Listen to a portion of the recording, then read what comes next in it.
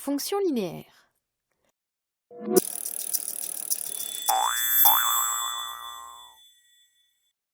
Les fonctions linéaires sont des fonctions particulières. Elles traduisent des situations de proportionnalité entre deux grandeurs. Une fonction linéaire est une fonction qui, à tout nombre x, associe le nombre ax. A étant un nombre quelconque donné. A est appelé le coefficient de la fonction linéaire. Si f est une fonction linéaire, on la notera de manière équivalente. f de point x flèche donne ax ou f de x égale ax. Voyons quelques exemples de fonctions linéaires. La fonction linéaire f de coefficient 3 se notera f de point x flèche donne 3x ou f de x égale 3x. De même, la fonction linéaire g de coefficient moins 2 tiers se notera g de point x flèche donne moins 2 tiers de x ou g de x égale moins 2 tiers de x. On remarquera que pour toute fonction linéaire f de coefficient a, on a f de 0 égale 0.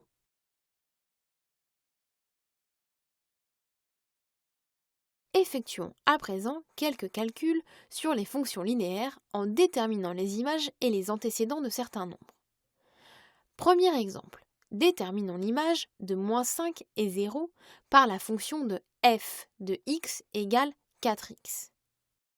Pour cela, on calcule f de moins 5, ce qui revient à remplacer x par moins 5, à chaque fois qu'il apparaît dans l'expression de f. On obtient f de moins 5 est égal à 4 fois moins 5, soit moins 20. Par conséquent, l'image de moins 5 par f est moins 20. De même, nous avons vu que pour toute fonction linéaire f de 0 est égale à 0. Donc l'image de 0 par f est 0. Autre calcul. Déterminons les antécédents de moins 10 et de 0 par la fonction h de coefficient 5. Dans ce cas, il s'agit de trouver le nombre x tel que h de x est égal à moins 10. Or, h de x est égal à 5x puisque h est une fonction linéaire de coefficient 5. D'où 5x égale moins 10. Soit x égale moins 10 sur 5, c'est-à-dire moins 2. On peut donc conclure que l'antécédent de moins 10 par h est moins 2. Voyons à présent l'antécédent de 0 par cette fonction. On sait que toute fonction linéaire h est telle que h de 0 égale 0. Donc l'unique antécédent de 0 par h est 0. On remarquera que par une fonction linéaire de coefficient a non nul, tout nombre possède un unique antécédent. En connaissant l'image d'un nombre par une fonction linéaire, on peut facilement déterminer l'expression de cette fonction. Par exemple, donnons l'expression d'une fonction linéaire h telle que h de moins 1 est égal à 4. H est une fonction linéaire, donc il existe un coefficient a tel que h de x est égal à ax. Donc en remplaçant x par moins 1, on obtient que h de moins 1 est égal à a fois moins 1, soit moins a. Or, on sait que h de moins 1 est égal à 4. Donc moins a est égal à 4, soit a égale moins 4. Par conséquent, la fonction linéaire h peut s'écrire sous la forme h de x égale moins 4x. Afin de mieux visualiser les fonctions linéaires, voyons leur représentation graphique dans un repère. La représentation graphique d'une fonction linéaire est une droite passant par l'origine du repère. On dit que l'équation de la droite est y égale ax. A est aussi appelé le coefficient directeur de cette droite. On remarquera que la droite d'équation y égale à x passe par le point A de coordonnées 1, A. Pour avoir le coefficient directeur d'une droite d'équation y égale à x, il suffit donc de placer ce point et de lire le coefficient directeur sur l'axe des ordonnées. Voyons quelques exemples de représentation graphique de fonctions linéaires. Par exemple, la fonction linéaire f définie par f de x égale 2x. En pratique, pour construire la représentation graphique d'une fonction linéaire, il suffit donc de placer un point appartenant à cette droite et de le relier à l'origine O du repère. Ainsi, pour la représentation graphique de f, on calcule l'image d'un nombre quelconque, par exemple 1, on obtient f de 1 égale 2 fois 1, soit 2, et on place le point A de coordonnées 1, 2. On relie ce point avec l'origine O et on obtient la représentation graphique cherchée.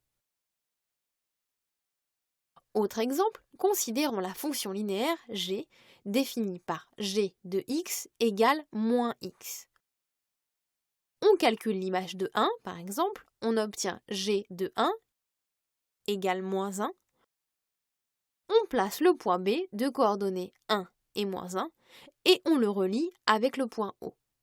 On obtient ainsi la représentation graphique de g. Lorsqu'une fonction linéaire est tracée dans un repère, on peut trouver graphiquement des images, des antécédents, et même déterminer graphiquement cette fonction. Voyons cela sur un exemple. On donne la représentation graphique d'une fonction linéaire f. Elle est donnée par la droite D ci-contre. Dans un premier temps, déterminons par lecture graphique l'image de 1. Pour cela, on place 1 sur l'axe des abscisses. Puis, on se dirige verticalement vers la droite D. À l'intersection avec la droite D, on se dirige horizontalement vers l'axe des ordonnées.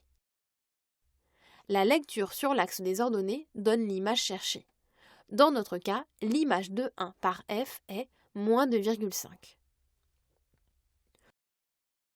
Autre exemple de lecture graphique, déterminons l'antécédent par cette fonction de 5. Pour cela, on place 5 sur l'axe des ordonnées. Puis, on se dirige horizontalement vers la droite D. À l'intersection avec la droite D, on se dirige verticalement vers l'axe des abscisses. La lecture sur l'axe des abscisses donne l'antécédent. Dans notre cas, on trouve que l'antécédent de 5 par f est moins 2. Dernière application de lecture graphique, déterminons l'expression de la fonction f. Nous savons que f peut s'écrire sous la forme f de x égale ax. Il nous suffit de déterminer graphiquement la valeur du coefficient directeur a. Par la lecture graphique, on obtient que D passe par le point A de coordonnées 1 et moins 2,5. Nous avons vu précédemment que l'ordonnée de ce point nous donnera la valeur de A. On obtient ainsi A égale moins 2,5. Donc l'expression de f est f de x égale moins 2,5x.